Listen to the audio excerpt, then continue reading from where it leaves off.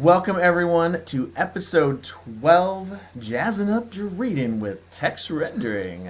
And today we have Kate Klein. Right before we started recording, they said I have like this, announcer voice or something like Yeah, that? the DJ. DJ You're the voice, that DJ. was it. Yeah. So I Yeah, had yeah, to come yeah. in with the jazzing it up Yeah. voice. Yeah. I Well, did all that's kinds what we of have to voices. do. Yeah. Dustin, that is what we have to do right now. We have to Spice it up. jazz everything up. Yep. Or you Yep. can go with Old Man Dawson. Got a young lady here, Kate Klein. Sorry, I'm Happy to be reverting here. back to my childhood, which is where I live. Anyways, we are so excited to have you here, Kate. Thank you for joining us again in this other episode and being willing to do this text rendering stuff. Thanks for having me. Yeah, if the name Kate Klein sounds familiar, it's because I mention her often. She's one of our frequent customers, I would Yep. say. Mhm. And we showed one of her hyperdocs as an example in episode 2. So, That's right. all right, and quick reminder that we do have our clinic time every Thursday from 3 to 4. Come drop in. We'll help you with whatever your distance learning need of the week is. Kate, you've been to I've our dropped drop-in in. clinic before. You've dropped in. Absolutely. Very We're helpful. always happy to have you. Yeah. Yes, All indeed. right. All right. Distance learning playbook. Cassidy, tell us, what does the book say? All right. Yep. Well, I'm a big fan of the book. I just have read it cover to cover several times now. I've marked the whole thing up. And really my goal is to scour it, right? Like, what can we pull from this book and actually use in the classroom? And the text rendering idea was something that I really liked. It reminds me a lot of the Save the Last Word for Me protocol. So English teachers, maybe you've done that before. And it's a great way to engage students in reading and to foster a discussion among students. So I think it's got two advantages, right? It's a reading strategy, a comprehension strategy, but it's also a discussion protocol. So here's what the distance learning playbook says, because they give you really clear instructions. So the students read a passage in advance, and then they render it. And so rendering is like pulling the good stuff out. So you ask them to identify, as they read a selected passage, an important phrase, an important word, and is there something else? Mhm, Sentence. an important I sentence. missed that in my slide. I'll correct it before we send it out. Okay, thanks, Kate. So important word, important sentence, phrase, and an important sentence. Then when they meet, and so they would do that independently, right? And then when they meet in Zoom or whatever platform you're using, they each take a turn sharing their sentence, then they each take a turn sharing their phrase, and then finally they share their word. This will foster a discussion about why they made those choices, and it really invites students to dig into a passage. So this is a great thing to use if you're teaching a novel and there are certain passages from the novel where you're like, okay, I really need the students to pay close attention to this. So this is the protocol outlined in the distance learning playbook. Kate, you were willing to try this out with us. And so you're here today to let us know how it went, what your recommendations are, if you recommend this as a strategy, and what you learned from your piloting of this strategy. Yeah. And I just want to start by saying thank you to you and Dustin, because what I, by tapping into both of you with your work with Lane ESD, I have learned so much this year. I've had so much assistance from Dustin with technology and from you with ideas. And so, just a shout out to all of you watching this video, that if you need help, like Dustin and Cassidy are just a wealth of information and support. I mean, the help that I got with this text rendering assignment, Cassidy, she brought it to me and she's like, hey, do you want to try this out? And I'm reading To Kill a Mockingbird. So it lined up really well with what I was already doing. And it really gave the students some variety in the reading, instead of just like the monotony of reading and answering comprehension questions. And so I've gotten a lot of really good ideas from Cassidy and Dustin about how to engage students. And I recommend all of you tap into that, right? It's there for you. They're there for you. They have a lot of opportunities, and they've made time for me, even outside of of their weekly check-in support group that they have. So they've Zoomed with me on other times too. I like and that. it's That just word. been a huge It's a help. weekly support group. It's a support group, That's what right? it feels like right now, right? It does feel we like need that. to rename it. Right. Yeah, you just renamed it. It's the support group. It's my support group. You guys have been my support group. So thank you for that. Like, Thank you. I've had such an awesome experience this year because of the help that you guys have given me. So thanks a lot. You've made my job easier, not harder. Well, it's been a joy working with you, to be certain about that. Thank you. Yeah. Okay, definitely. so I guess the easiest way for me to do this is actually to show you maybe the hyperdoc that leads us through the week. Great. And then that might be the easiest way for me to kind of explain what we did and how it went. Dustin, if you could click in, this is a link for you to the hyperdoc. So if any of you who are watching this video, you can link into this hyperdoc and look at it more closely if you want to. But I'd like to scroll down to Tuesday. Okay. So on Tuesday for the text rendering, now Monday I Zoom. So I mix my week with asynchronous and synchronous. Monday I had a synchronous lesson. We read the chapter 9 together on the Monday. So then on the Tuesday, they've already read the chapter and we're diving into this one particular passage in chapter 9. And it's the passage where Atticus is talking to Scout about the trial. Scout has already experienced some of the community sort of up in arms about the fact that Atticus is defending this Black man. And so this is the conversation where Atticus is really explaining why he's doing it, why it's personal for him, why it's important, and really trying to guide Scout in how to handle that situation in the future. So you can see here, I've given some instructions. I've just put in the passage into the hyperdoc. If you scroll down a little bit, Dustin, then we get into the text rendering assignment. And so they read this passage, and then you're going to see some questions. There it is in blue with some boxes. And so I've chosen a student. I got permission from her family to use this. She did an excellent job. She not only did she put the word, the phrase, and the sentence in on the hyperdoc, but she also explained her thinking, which next time I do this, I'm going to be more specific. This time you can see, I just asked them, I said, choose a word, just one from the passage that's important. And when we meet, you will explain to the group why you chose the word. I think next time I do this, I'm going to ask them to explain their thinking, because ultimately I wouldn't have known Allie's thinking on this if, unless I had been in her discussion group in Zoom the following day. And so I was really pleased with the students who went ahead and put their thinking into these boxes anyway. And that's why I chose to share Allie's with you. So her first word she chose was bitter, right? So this is a word from the passage. She chose it because it's an interesting way to describe the unrest in the community. Oh, I love that. I know. Great job. So then we went into the phrase, we were licked 100 years before we started, right? This is such an important line. And if you pass that one line in this text, you miss, pause. I'm recording a podcast right now. Please. That's my husband. Every teacher and married person out there will relate. Yeah. This is real. Yeah. Thank you. No Thank you. Kate, what I love so much about this as you're explaining it is that, the number one way that we can call attention to an important passage in a novel or in any reading is to have students reread it. So I love that. And that's actually the best and easiest reading comprehension strategy that I feel like people gloss over that one. Right. But this is a way to, as we say, jazz up rereading, which I know is the number one thing we can do to improve comprehension. Exactly. Okay, sorry. Keep going. Right. No, as a non-reader, because I was always a non-reader, and I really appreciated those times when they did pull passages, because it forced me to say oh, that was an important one. Oh, that exactly. I was the same way, right? Clearly this was important, and thank you for making me look at it again, right? It's a scaffold. I mean, it really is a way to scaffold your reading instruction, especially at the secondary level. Right. So the phrase that she chose is huge because it really talks about the foundations of systemic racism in the South at this time, right? And that really he knows he's going to lose, right? He tells her, no, honey, we're not going to win, but he's doing it anyway because it's the right thing to do. And so that's an important aspect of this passage. And so she found that. And so then in the sentence, no matter how bitter things get, they're still our friends and this is still our home.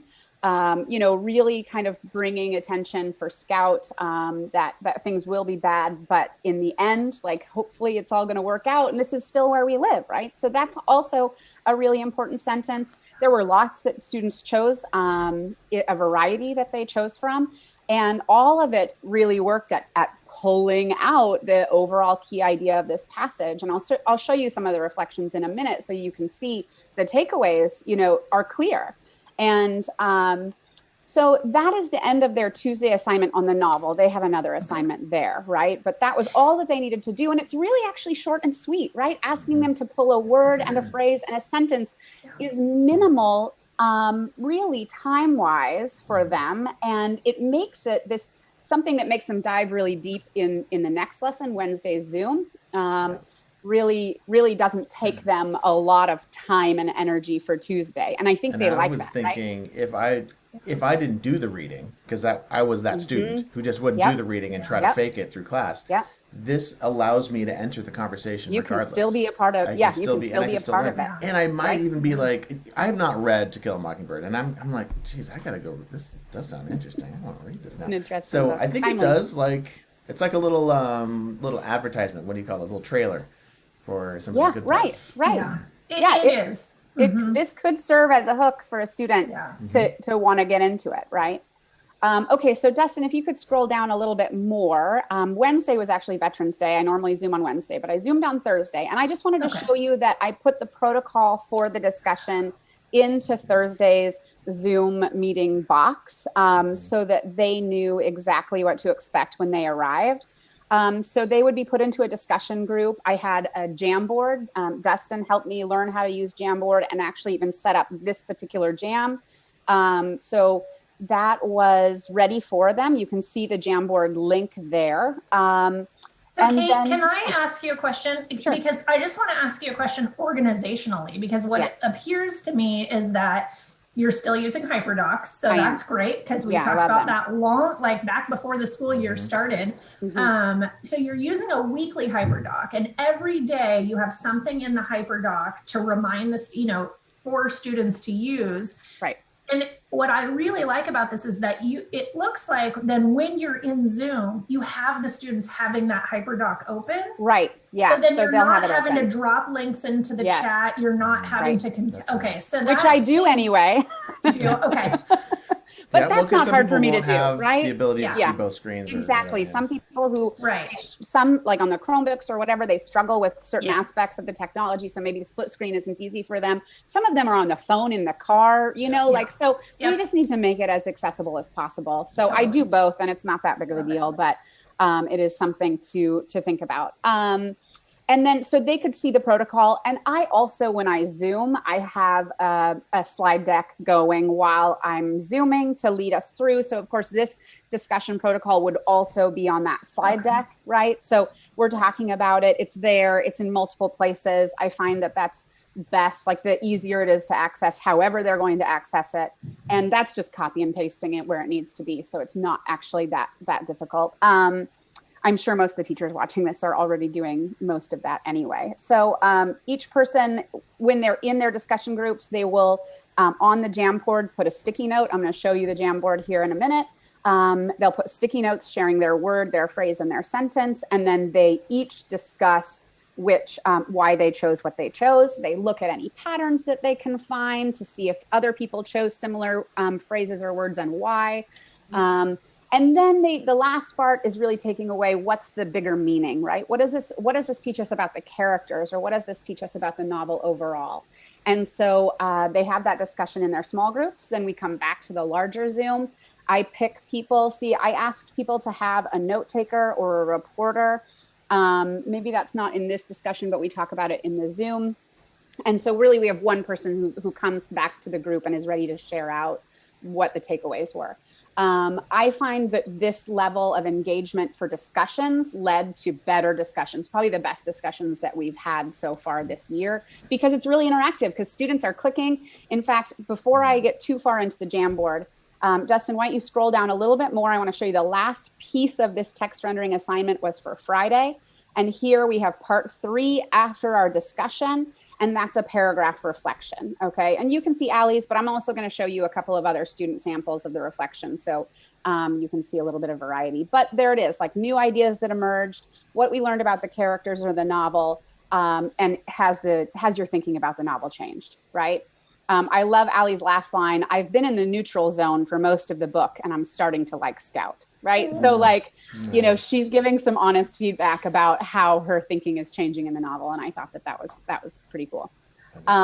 Okay, so Dustin, if we can go back to the slide deck and look at the Jamboard screenshot. Here it is. So I just took a screenshot. So essentially in the Jamboard, I made 5 pages that look exactly like this, that have the word, phrase, sentence on the side, and then the students and on the top. I put group 1, group 2, group 3, group 4, so that they can access on the same Jamboard 1 page of it for their group, right? And I just want to call out like the logistics of this. So I helped Kate by making each one of these, and so I just kept making them. I had to copy every element in there, and then Kate came up with this great idea, which was, well, why don't you just make one and do a screenshot and just pop that on top? And it was like, oh, yeah, thanks. That would have been easier. So we but learned Dustin, from each other. I think we came up with that idea after we did all of this, though. We did. So you know, we learn as we go, and having Dustin to like bounce ideas off of, then I find I get to the solution faster. Like if he doesn't have it, which oftentimes he does, we get there, right? So it works out.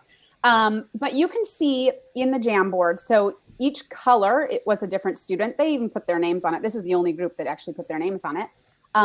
But you can see there are some lines where they're making some connections between chosen passages and phrases and sentences that were similar.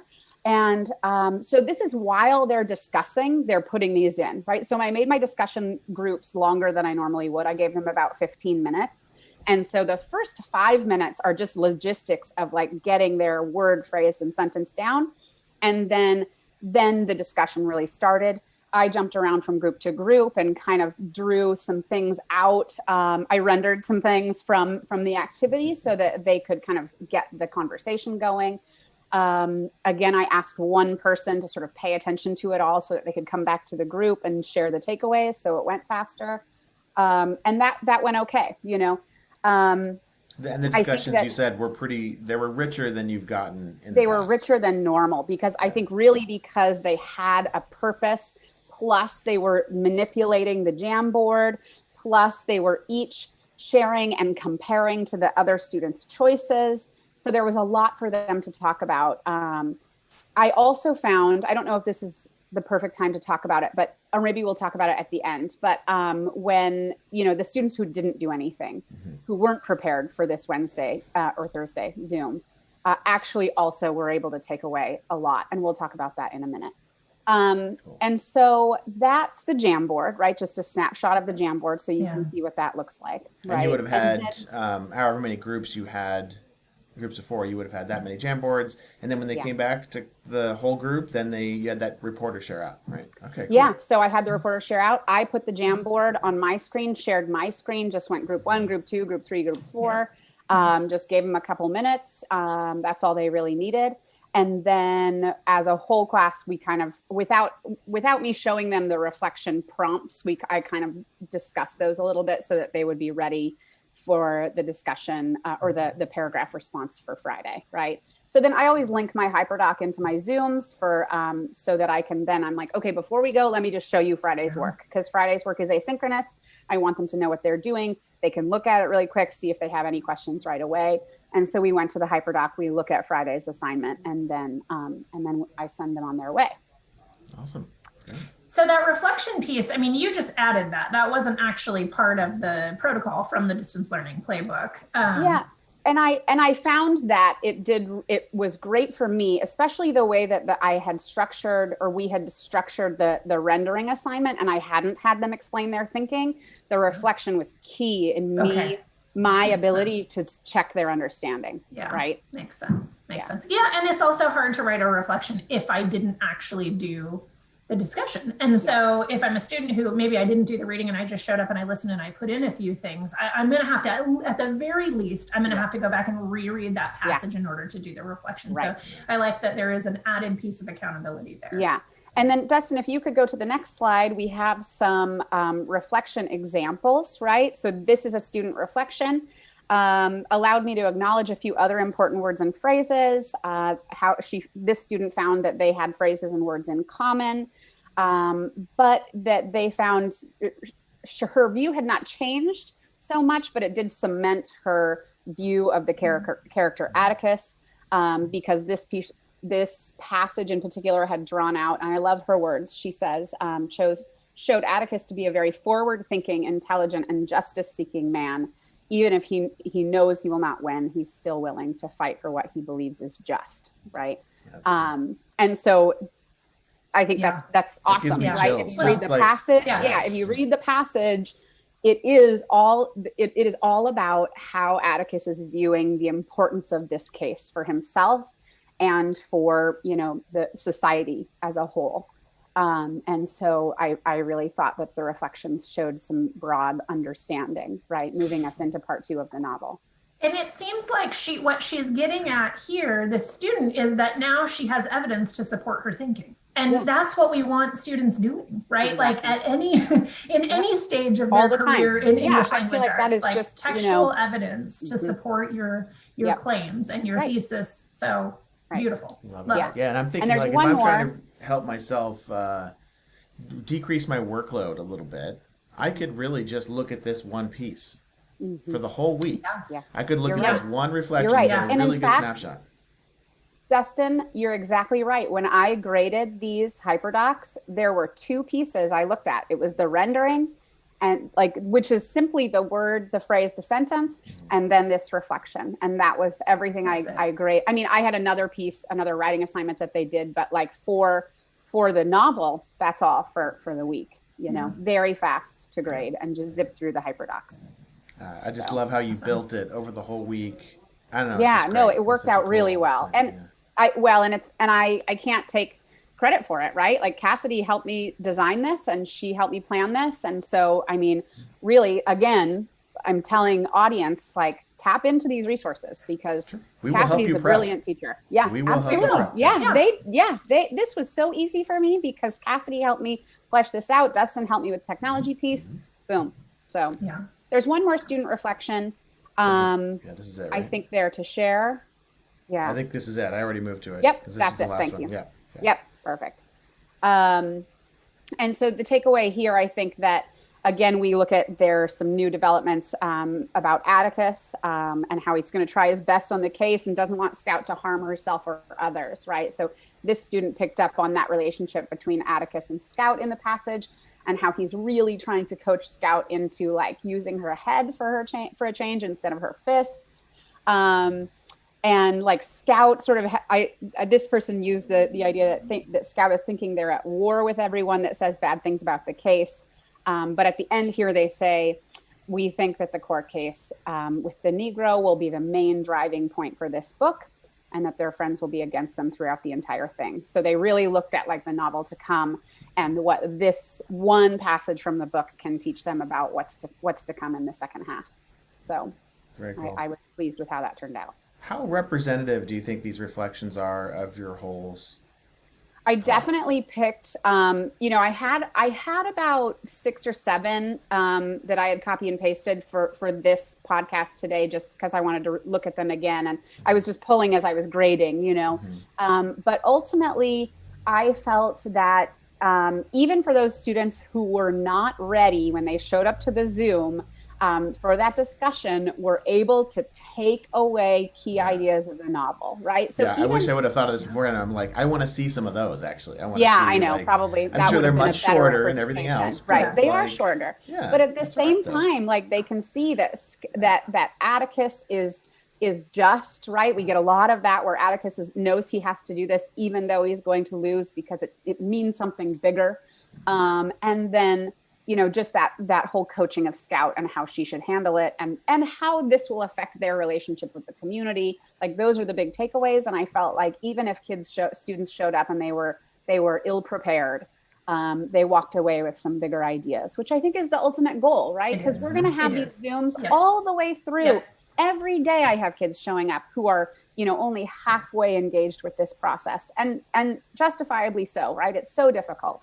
But if we can have assignments like this that really make it easy to engage, right? Like the students don't have to put too much effort forth to actually create a really engaging conversation about this passage and about the novel. So like more ways to find, and that's what Cassidy's helped me so much with, is finding ways to really simply engage students, but in ways that go deeper and have them use the skills that we're really trying to hit with our priority standards for language arts, right? Like that's what this is all about. So, and you could use this in the classroom. There is nothing about this that has to be remote. Absolutely. You could do it on butcher paper or whatever. Yep. But... Small groups. Yep. Yep. For sure. Yeah. So, definitely. Very cool. Good. Well, it sounds like it was a success for you, Kate. It was a great success. Yes, absolutely. Yep. I learned a lot. I think they learned some things. You would use this protocol again? Oh, absolutely. Yeah. I already did in another class I'm teaching. Right. Yeah. Great. Yep. That's good. And I can see it being used in science easily too. I mean, instead of it could be a passage, but it could also be even just a phenomenon. Like, here's the phenomenon. What's one word that you think of when you see this? When you explain what you think you're thinking and why do you think that's happening? Something like that. Yeah. Right. I mean, students need practice with analysis, and this is such a great way to practice analyzing, right? It's so simple. It's so approachable. You don't have to know a lot about the context of the scientific, phenomenon or the book even to do this. So it's like really approachable for students and easy for them to put themselves out there and pick a phrase and pick a sentence. Like, who knows, maybe it won't amount to anything, but at least let's talk about it, right? So it works really well. One thing too that I'm really appreciating now that I've seen your hyperdoc is that, you're not asking students to toggle back and forth in order to do the asynchronous work. Because, one thing I'm seeing is, students just spending so much time navigating that asynchronous work. And so I suppose it would have been easier to say, look at page 147, the paragraph that blah, blah, blah.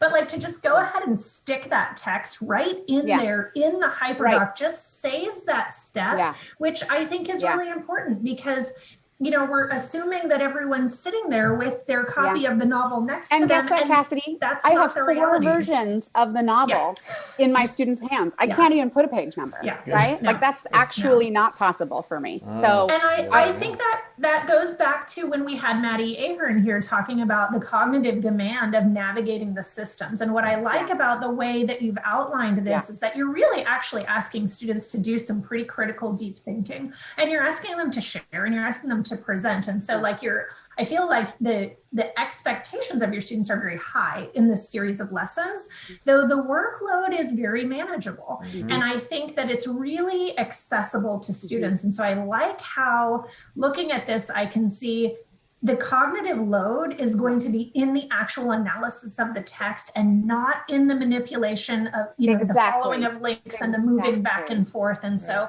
I just have to say how much I appreciate about that. Well, that's what is so genius, I think, about I got the idea for the hyperdoc from you guys. That's what's so genius about the hyperdoc is that there is not a stack full of assignments to open in whatever platform, Canvas or Schoology or Google Classroom.